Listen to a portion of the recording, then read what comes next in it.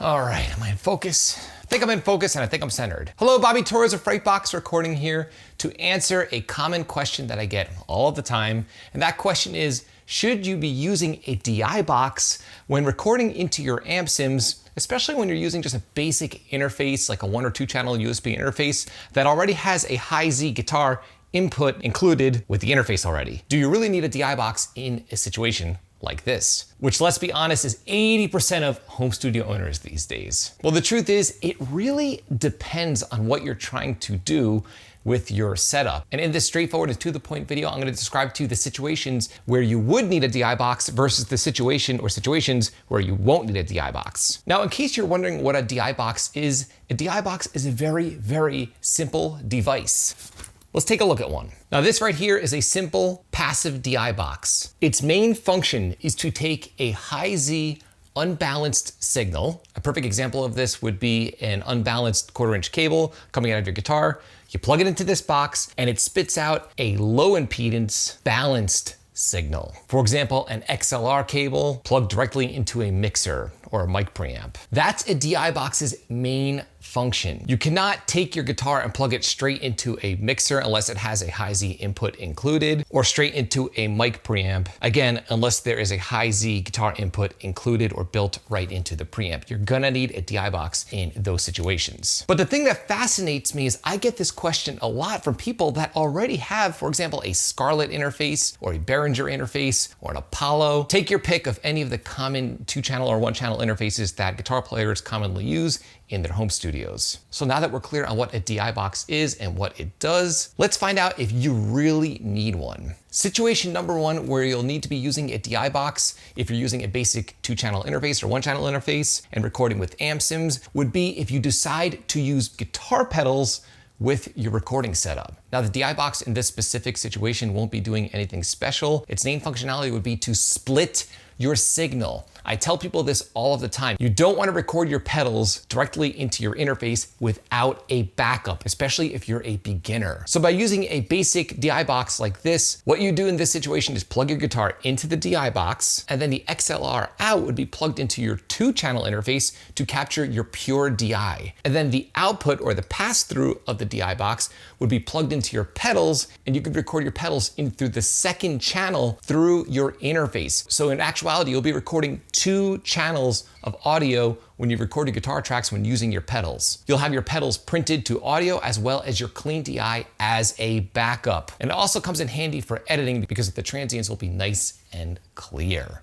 People ask me all the time if they can record their guitar pedals in through their amp sims, and the answer is yes, but I recommend using a DI so you can capture a backup. Situation number 2, where you're gonna wanna use a DI box when recording right into your 1 or 2-channel USB interface when using amp sims would be if your interface is clipping and there's no pad included with your interface. I've never had this issue in the 20 years that I've been doing this, but apparently people have issues with the Scarlett interfaces, I believe, where they say that no matter how low they turn their preamp gain, they still clip on the way in and the red light indicator goes off. And from what people tell me, there's no actual pad button on some of these interfaces, so there's nothing you can really do. In a situation like this, I highly recommend picking up an inexpensive DI that includes a pad button so you could pad the input into your interface and not clip on the way in, because you definitely do not want to clip your guitars on the way into your interface. So in a situation like this, you are not using the DI box as a splitter, you're simply using it as a safety net to reduce the output of your guitar before it hits your interface. Now, situation number 3 where you're gonna need a DI box would be if you're recording through a live tube amp and you're not using an amp sim at all, or you're blending in a tube amp with your amp sim. This situation will be near identical to the first example where you'll plug your guitar in, the XLR out will go straight to your interface so you could record the clean DI, and then the output or pass through or the parallel out will go to your tube amp, and then you can mic up your tube amp and record the microphone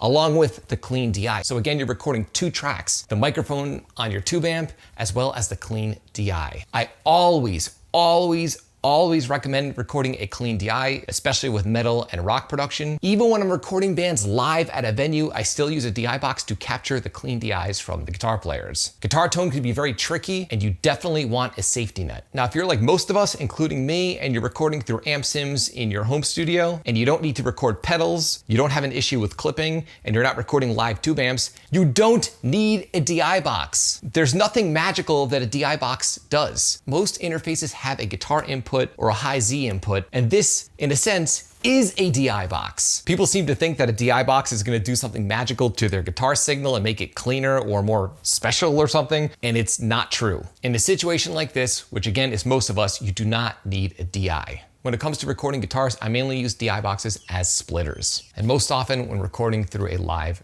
tube amp. So here's another question that I get a lot that I'll just mention in this video. People ask me what kind of DI box should they get? There are a ton of options out there, but it mainly comes down to two different options: a passive DI or an active DI. Now, in theory, an active DI box is gonna be way more transparent than a passive DI box. Technically, the transformer that you will find in a passive DI box will color the tone ever so slightly. And again, an active DI box will be way more transparent in theory, but I'm gonna be honest with you, I use both, and you really can't tell a difference. For me, when I'm recording bands live, I stick with passive DI boxes because it's just easier. I don't have to worry about fan and power or batteries. And at my studio, I have a heavy-duty active DI box by Radial, which is built like a tank, but I'm not picky. I use both, and I really wouldn't overthink it. Right here, I just picked this up. This is actually a Behringer Ultra DI. I got this for $30 on Amazon. Use it at a few shows, and it works perfectly. Seems to have gotten good reviews, and it's pretty heavy duty. It's a passive DI, but again, works for me. Now, if you're interested in learning more about the inexpensive gear that I use to run my audio business, you could download my Frightbox Essential Gear Guide for absolutely free. The gear guide contains the plugins that I recommend and use, microphones that I use, interfaces that I recommend, all of the straightforward functional tools that I use on a daily basis and have been using for almost the last 20 years. If you're looking to save money and only buy the things that you really need, I highly recommend checking out the guide. Again, it's absolutely free, and there's a link below in this video's description.